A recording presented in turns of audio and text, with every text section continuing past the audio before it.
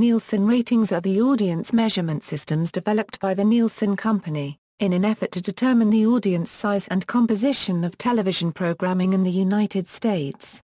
Nielsen Media Research was founded by Arthur Nielsen, who was a market analyst whose career had begun in the 1920s with brand advertising analysis and expanded into radio market analysis during the 1930s, culminating in Nielsen Ratings of radio programming, which was meant to provide statistics as to the markets of radio shows. In 1950, Nielsen moved to television, developing a ratings system using the methods he and his company had developed for radio. That method has since become the primary source of audience measurement information in the television industry around the world. Measuring ratings, Nielsen television ratings are gathered in one of two ways: viewer diaries, in which a target audience self-records its viewing or listening habits. By targeting various demographics, the assembled statistical models provide a rendering of the audiences of any given show, network, and programming hour. A more technologically sophisticated system uses set meters, which are small devices connected to televisions in selected homes. These devices gather the viewing habits of the home and transmit the information nightly to Nielsen through a home unit connected to a phone line. The technology-based home unit system is meant to allow market researchers to study television viewing habits on a minute-to-minute basis, seeing the exact moment viewers change channels or turn off their TV.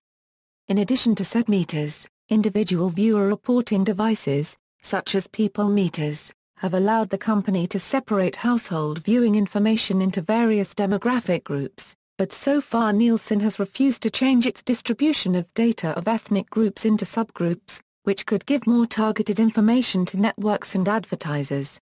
Changing systems of viewing have impacted Nielsen's methods of market research. In 2005, Nielsen began measuring the usage of digital video recordings such as TiVo. Initial results indicated that time-shifted viewing will have a significant impact on television ratings. A year later, the networks were not yet figuring these new results into their ad rates due to the resistance of advertisers. Ratings share and total viewers, the most commonly cited Nielsen results are reported in two measurements, ratings points and share, usually reported as ratings points share. As of 2013, there were an estimated 115.6 million television households in the United States, up 1.2% from the previous year due to the inclusion of televisions that receive content over the Internet. A single national ratings point represents 1% of the total number, or 1,156,000 households for the 2013 Euro 14 season.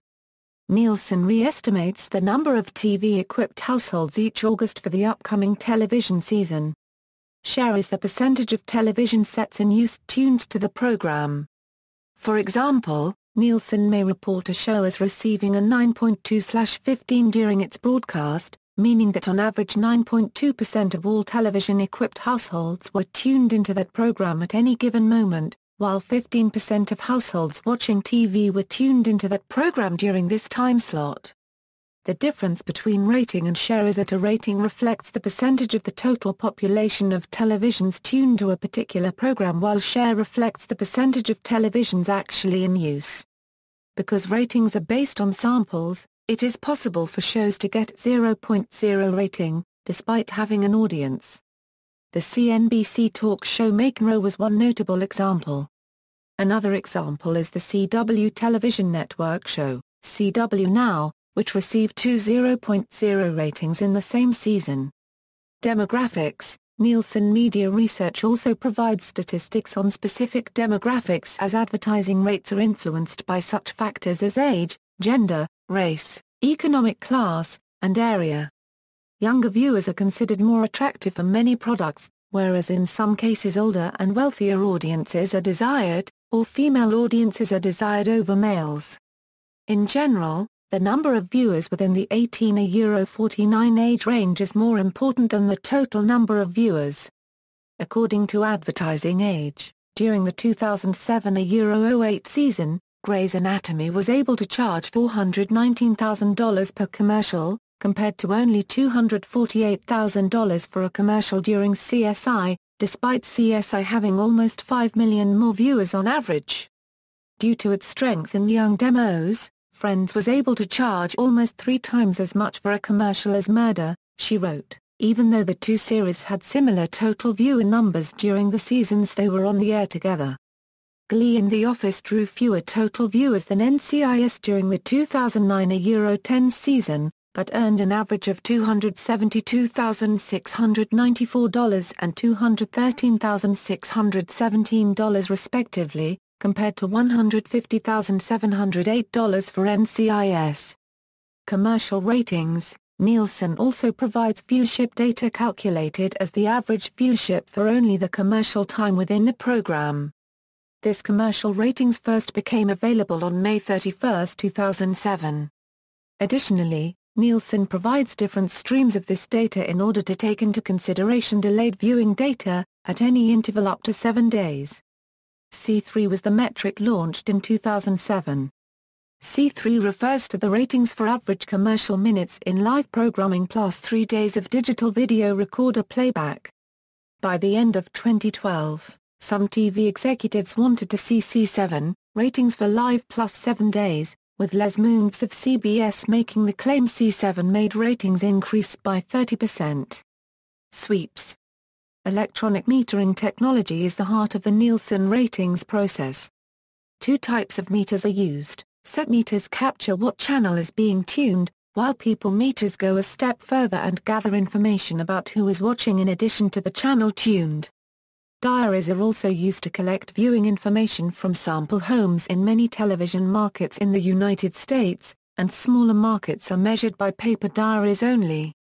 Each year Nielsen processes approximately 2 million paper diaries from households across the country, for the months of November, February, May, and July, also known as the sweeps rating periods. The term sweeps dates from 1954, when Nielsen collected diaries from the East first. From there they would sweep west. 7-day diaries are mailed to homes to keep a tally of what is watched on each television set and by whom.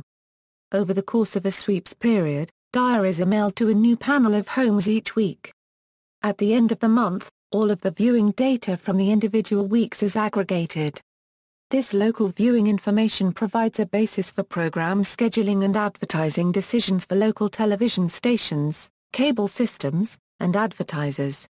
In some of the mid-size markets, diaries provide viewer information for up to 2 additional Euro sweeps a months.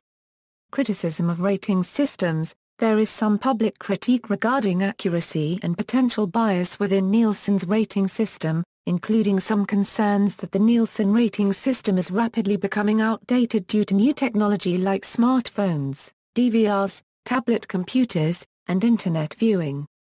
In June 2006, however, Nielsen announced a plan to revamp its entire methodology to include all types of media viewing in its sample. Since viewers are aware of being part of the Nielsen sample, it can lead to response bias in recording and viewing habits.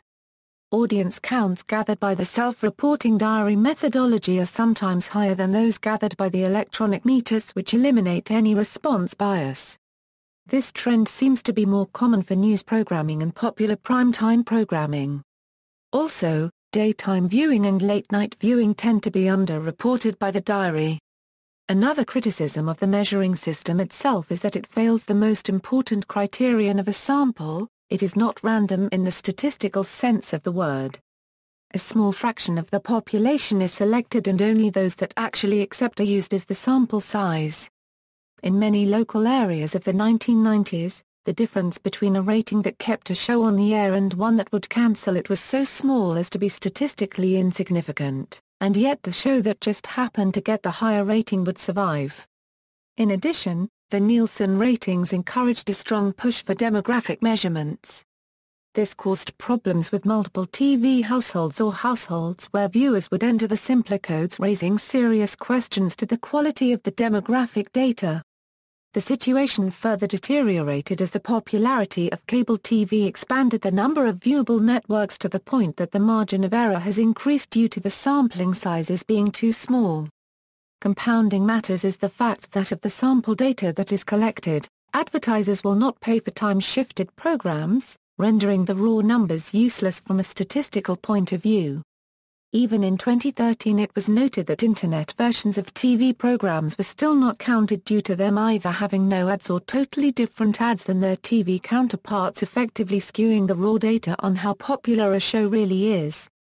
A related criticism of the Nielsen Ratings system is its lack of a system for measuring television audiences in environments outside the home, such as college dormitories, transport terminals, bars, jails, and other public places where television is frequently viewed, often by large numbers of people in a common setting. In 2005, Nielsen announced plans to incorporate viewing by away-from-home college students into its sample. Internet TV viewing is another rapidly growing market for which Nielsen Ratings fail to account for viewers. Apple iTunes, Hulu, YouTube, and some of the network's own websites provide full-length web-based programming, either subscription-based or ad-supported. Though websites can already track popularity of a site and the referring page, they can't track viewer demographics. To both track this and expand their market research offerings, Nielsen purchased Net Ratings in 2007. However, noted in a February 2012 New York Times article, the computer and mobile streams of a show are counted separately from the standard TV versions, further degrading the overall quality of the sampling data. As a result, there was no way for NBC to tell if there was any overlap between the roughly 111.3 million standard TV viewers and 2.1 million live stream viewers of the Super Bowl.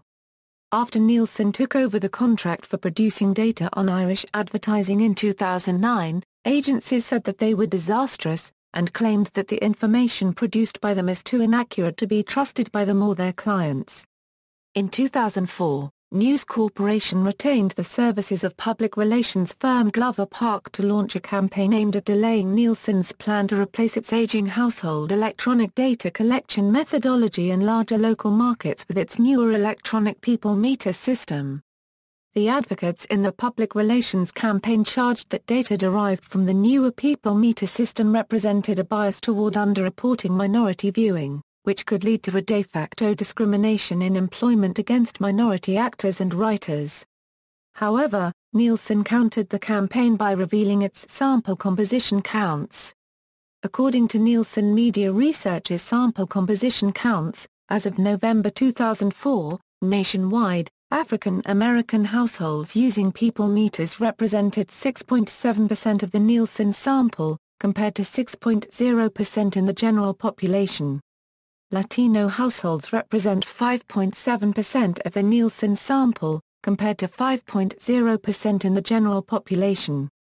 By October 2006, News Corporation and Nielsen settled, with Nielsen agreeing to spend an additional $50 million to ensure that minority viewing was not being underreported by the new electronic people meter system.